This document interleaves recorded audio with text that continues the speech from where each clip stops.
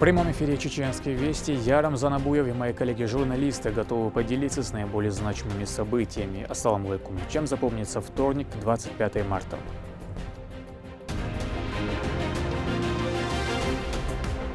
Одна единая нация. Важные вопросы должны обсуждаться глобально. Механизмы укрепления общероссийской гражданской идентичности обсудили на Всероссийском форуме в Грозном. Об итогах Валентина Гусевская. Сияние улыбок. Каждый маленький шаг в этой сфере ведет к большим переменам.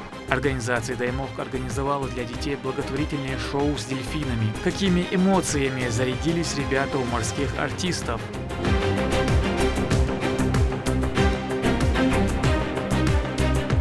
Объединяя и сближая. Как только машины останавливаются, волонтеры передают свежие финики и воду водителям. Ежедневная акция «Ифтар в дороге» продолжается.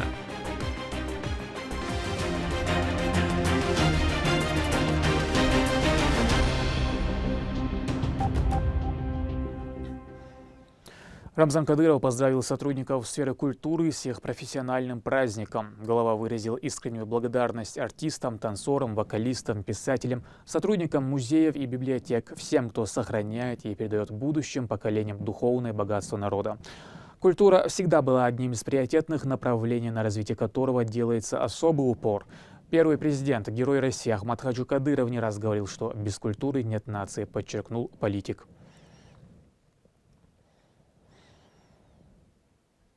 Механизмы укрепления общероссийской гражданской идентичности, межнационального согласия и единства общества обсуждали сегодня в Грозном. Мероприятие приурочено к году защитника Отечества и 80-летию победы в Отечественной войне. Организатором выступает Миннацинформ при поддержке Академии наук. О ключевых идеях дискуссии Валентина Гусевская.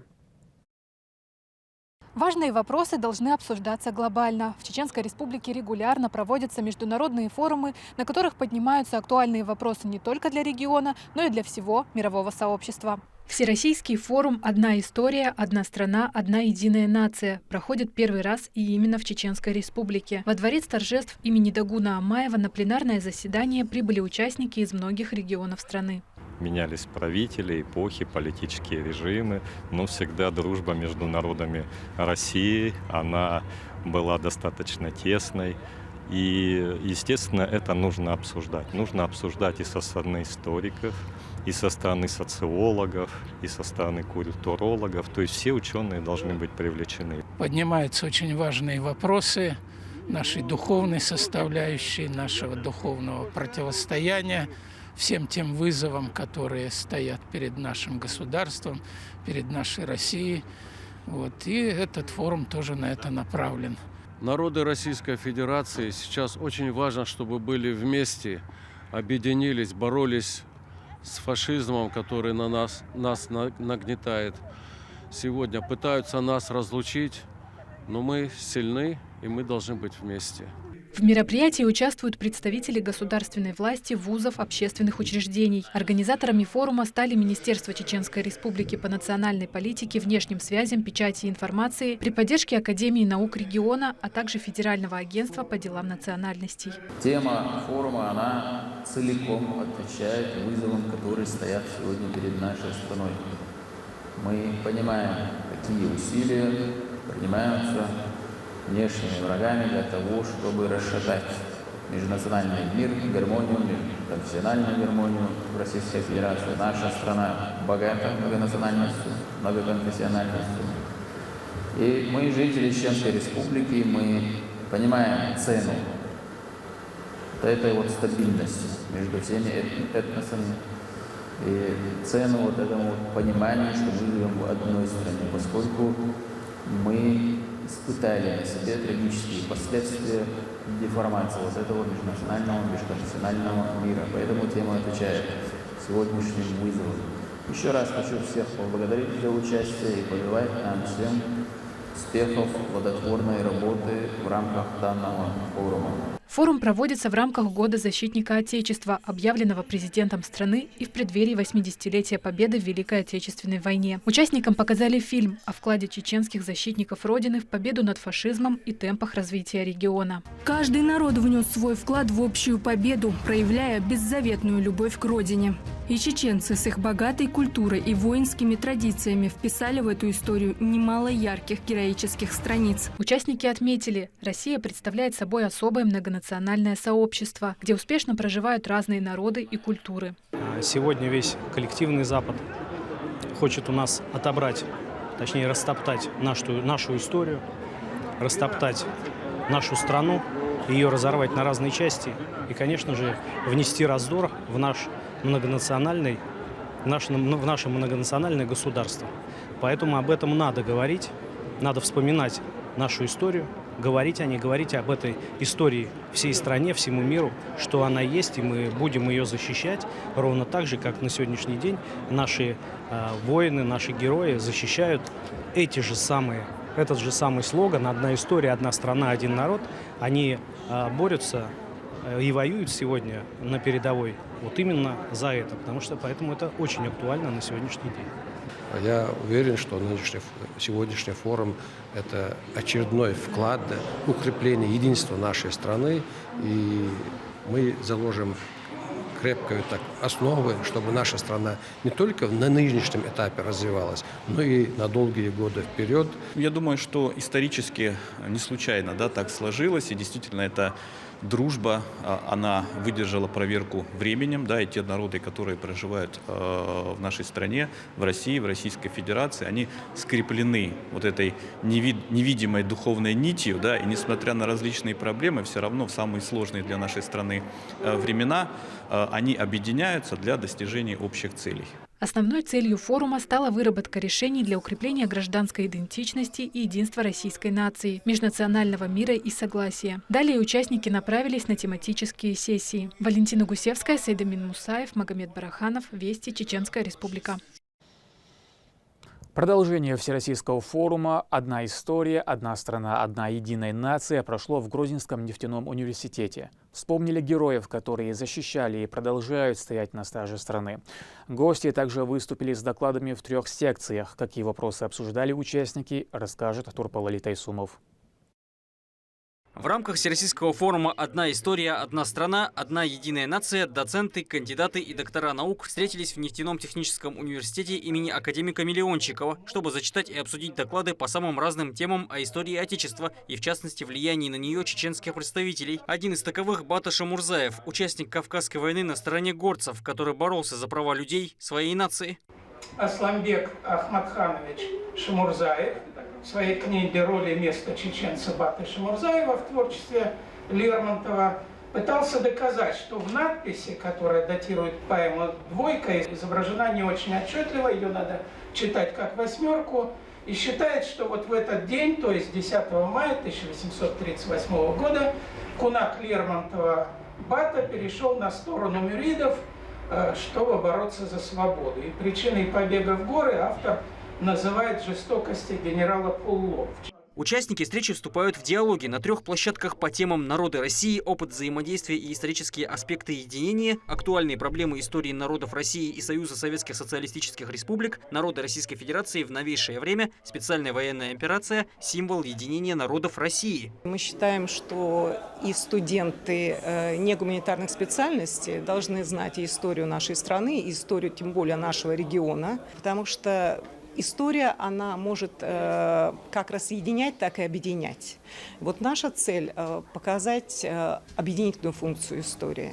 Не зная героев прошлого и их деяния, нельзя построить надежный фундамент для будущего. Так здесь отмечают важность проведения подобных встреч для молодых специалистов, а также студентов, которые могут почерпнуть для себя много полезного. А опытные сотрудники передают знания с использованием задокументированных фактов. Например, мужество и отвагу войнахских народов в период Великой Отечественной войны.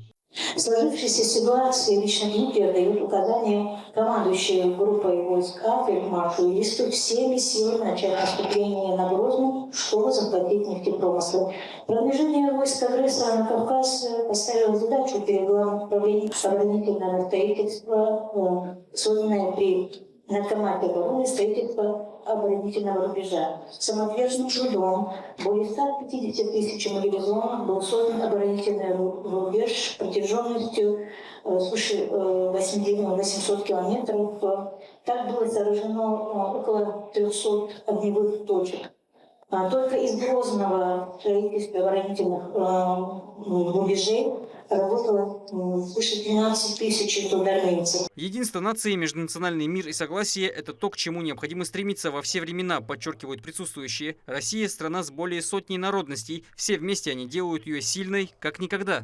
Добро одолевает зло. Наш регион отличился в этом самым успешным образом, подавляя в 20 веке международный терроризм. В новое тысячелетие люди шагнули с крепкой надеждой на лучшее. Сегодня наши земляки помогают подавлять противников, посягающихся на целостность всей России. После участия в докладах и научных диалогах гостям устроили большую экскурсию. Одним из мест посещения стал мемориальный комплекс славы имени Героя России Ахмата Хаджи Кадырова. В музее гости подробно ознакомились с биографией первого президента Чеченской Республики, благодаря деятельности которого субъект пришел к своему современному благосостоянию. Затем уже в стенах ЧКТРК «Грозный» делегаты приняли участие в ток-шоу, где подвели итоги форума, выразив уверенность в усилении дальнейшего сотрудничества. Торпал Али Тайсумов, Ислам Ибрагимов и Магомед Тутаков. Вести. Чеченская Республика. Сложные трюки, отличная постановка, музыкальное и световое совпровождение. Все это с взаимодействием артистов с юными зрителями. В Грозненском дельфинарии состоялось яркое представление для детей с дополнительными потребностями здоровья и сиротами. Праздник организован фондом «Даймох» в рамках социальной поддержки. О радости ребят Мадина Нусалчиева. Благотворительная акция – это не просто помощь нуждающимся, но и мощный инструмент для изменения общественного сознания, формирования культуры, отзывчивости и поддержки. Каждый маленький шаг в этой сфере ведет к большим переменам. Каждый месяц Рамадан благотворительный фонд «Даймох» организовывает различные акции для самых маленьких. Этот также не стал исключением. Праздничное мероприятие, приуроченное к грядущему празднику Ид-аль-Фитр, прошло в Грозненском дельфинарии. Он давно успел полюбиться как детям, так и взрослым.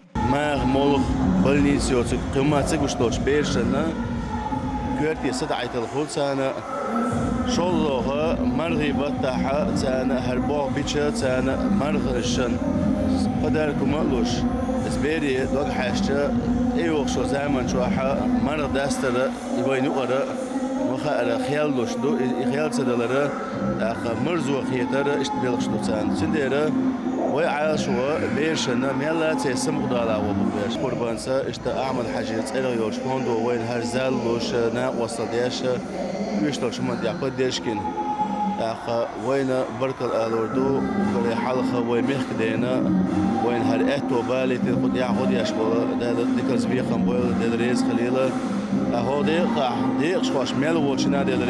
Сегодня здесь собрались дети с онкологией, ограниченными возможностями здоровья и сироты. Малыши поудобнее рассаживаются на места. В ближайший час их ждет захватывающее выступление. И вот долгожданные артисты Колдер, Лаки и Аврора.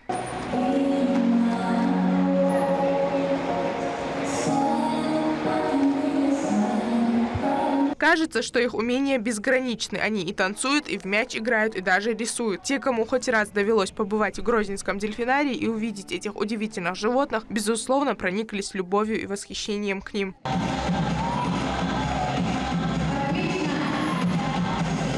В программе не только дельфины. Веселые аниматоры провели с детьми познавательные викторины и конкурсы. Рассказали историю Бабы-Яги, волка, зайца и других жителей дельфинария. Также малышей посетили лучшие исполнители нашидов Чеченской Республики.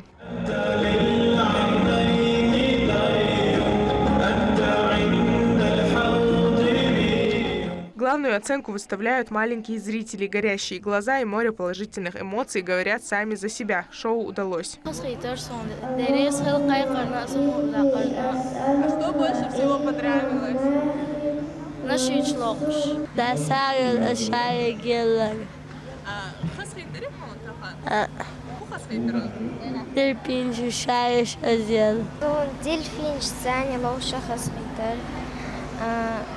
إذا выступать дашь хасидер.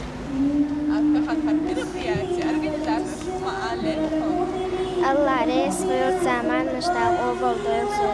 На этом сюрпризы не заканчиваются. Всем малышам фонд «Даймок» вручил подарки в виде сладостей. Сегодня организация смело может заявить, что сделала презент не только для детей, но и для взрослых. Ведь для любящего родителя нет ничего приятнее, чем видеть искреннюю улыбку и радость своего ребенка. Мадина Нуцалчиева, Ислам Ибрагимов, Магомед Бараханов, Вести, Чеченская Республика.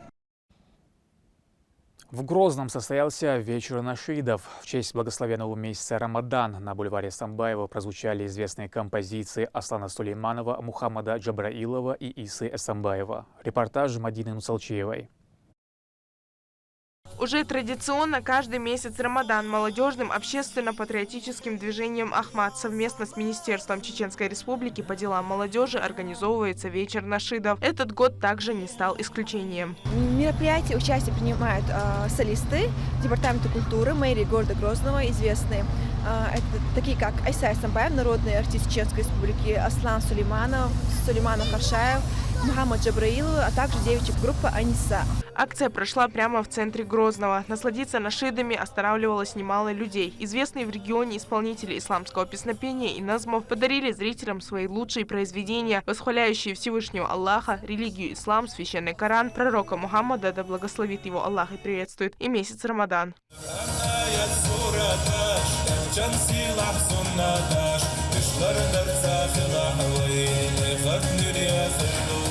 Также прошла небольшая викторина. Зрителей проверили на религиозные знания. За правильные ответы участники получили подарки от организаторов. 28 в Медине, в Мекке 86.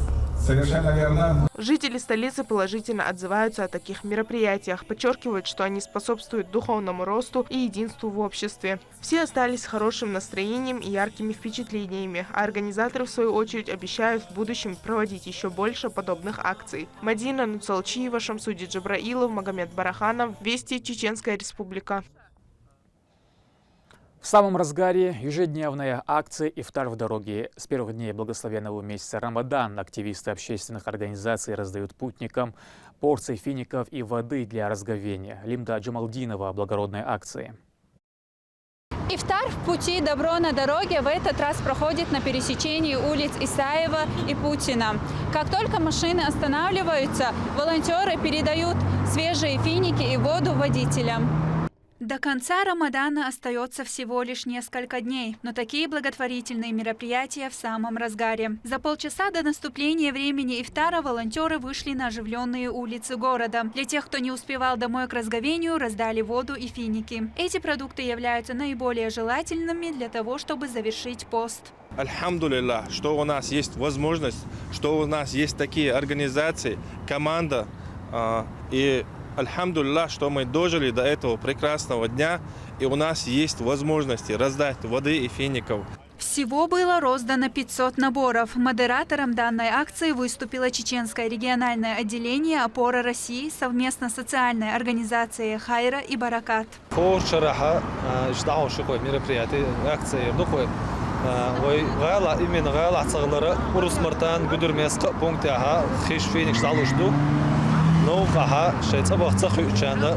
максимально